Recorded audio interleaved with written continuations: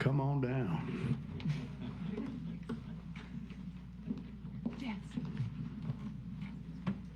Thank you, Commissioners. Chris kind of stole my thunder tonight, so I'm going to briefly go over just a few things about the current legislation that's sitting out there. Prior to the start of the 2026 legislative session, as Chris mentioned, 8 property tax proposals have been submitted that offer property tax relief. The proposals range from a variety of tax shifts that would have a direct impact on how local governments operate. I would like to provide a very brief overview of the 4 proposals that have moved forward in this process. House Joint Resolution 201. This resolution proposes an amendment to the state constitution to exempt homestead property from all ad valorem taxation other than school district levies. House Joint Resolution 205. This legislation proposes an amendment to the state constitution to exempt homestead property and all levies other than school district levies for people who are 65 or older. Committee substitute House Joint Resolution 209 proposes an amendment to the state constitution to increase by $100,000 the exemption of homestead property from all ad valorem taxation other than school district levies for homestead properties that have property insurance. Chris alluded to that earlier.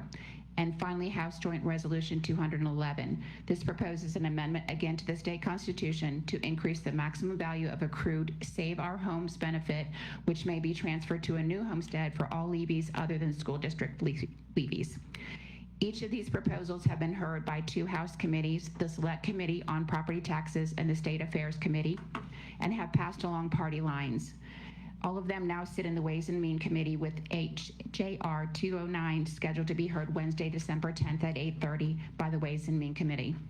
There are a couple things of importance to note regarding this legislation, and Chris again alluded to this. Each of the proposals prohibits local governments from reducing funding for law enforcement services below the fiscal 2026 and fiscal year 2027 funding levels. Second, these proposals do not state any mechanism for implementation or revenue replacement.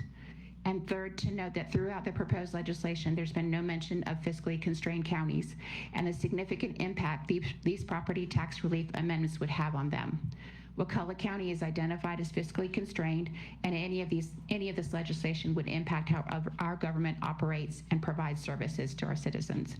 At this time, I'd like to introduce Jim Spratt, Wakulla County's lobbyist legislative liaison, to the podium to talk a little bit about the upcoming session. Thank you. Thank you. Thank you, Michelle.